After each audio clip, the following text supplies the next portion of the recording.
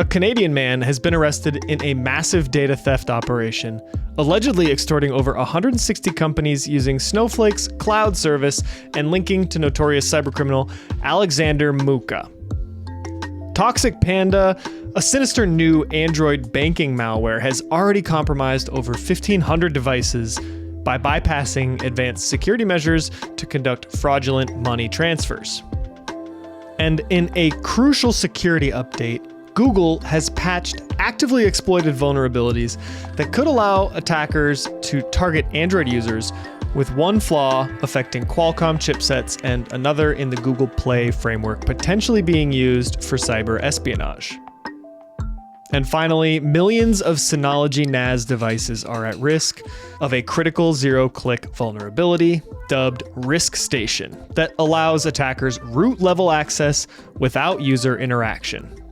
You're listening to the Daily Decrypt. In pretty recent history, a lot of companies were hacked that used the SnowFlake cloud data service. Now, this wasn't necessarily a hack of SnowFlake, but it was the name and the thing that all of these companies had in common.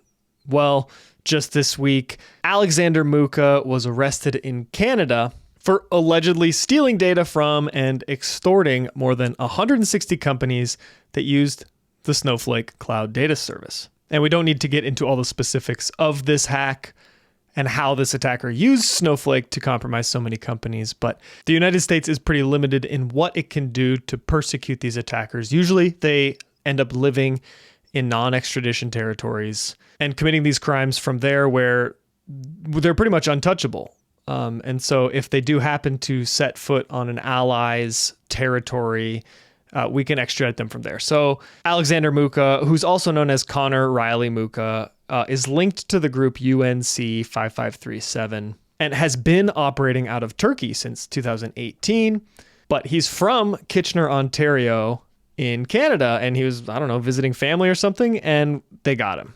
So he still has to stand trial, but he's been extradited to the United States. And if you're looking for a very thorough rundown of all of the history around this arrest, check out the article linked in our show notes below by Krebs on Security.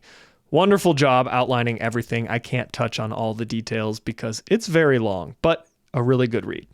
And for all you Android users out there, there is a new Android banking malware named ToxicPanda, which has been identified as responsible for fraudulent banking transactions through on-device fraud techniques, which basically means that this malware performs fraudulent money transfers by taking over user accounts on compromised devices, with the aim to bypass user identity verification and banking authentication measures by manipulating behavior detection techniques. This malware is distributed through fake app pages that mimic legitimate App Store listings, and then once downloaded, it exploits Android's accessibility services to gain elevated permissions, such as intercepting one-time passwords, which will enable it to bypass two-factor authentication and perform these unauthorized money transfers. And as of now, we believe this to be linked to Chinese state-sponsored actors. So if you're in the detection business or the security business, you can look for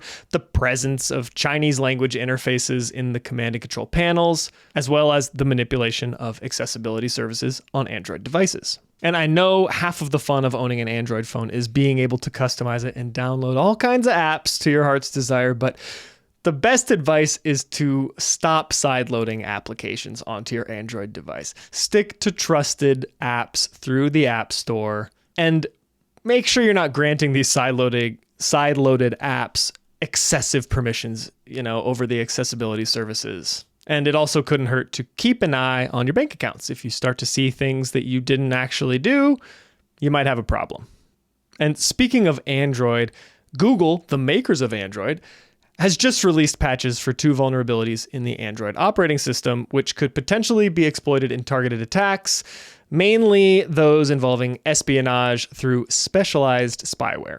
The first vulnerability is a use after free flaw in the Qualcomm chipset's digital signal processor, allowing privilege escalation on targeted devices. And the second one affects the Google Play framework, enabling privilege escalation by manipulating access to certain Android directories. And, if these exploits are successful, it would allow attackers to do all the normal things like harvesting sensitive data and performing actions on the device with elevated privileges. The goal of these exploits is spyware, like we mentioned at the beginning.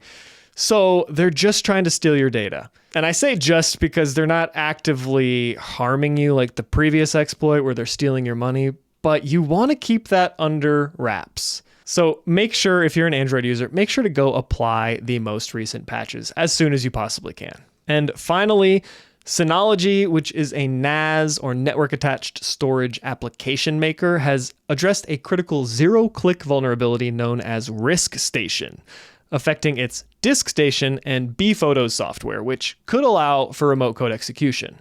This flaw impacts millions of devices and, as implied with zero-click, does not require any user interaction. An attacker exploiting this vulnerability could gain root-level access, enabling them to steal sensitive data and install additional malware. This vulnerability was identified by security researcher Rick DeJager during the Pwn to Own Ireland 2024 hacking contest. And thanks to this discovery, Synology has since issued patches to mitigate this risk. If you are a Synology NAS owner, especially if it's accessible to the public internet, which it likely is if you're trying to access the things stored on the NAS from outside of your house, make sure you update and upgrade these apps as soon as possible. This has been the Daily Decrypt. If you found your key to unlocking the digital domain, show your support with a rating on Spotify or Apple Podcasts. It truly helps us stand at the frontier of cyber news. Don't forget to connect on Instagram or catch our episodes on YouTube. Until next time, keep your data safe and your curiosity alive.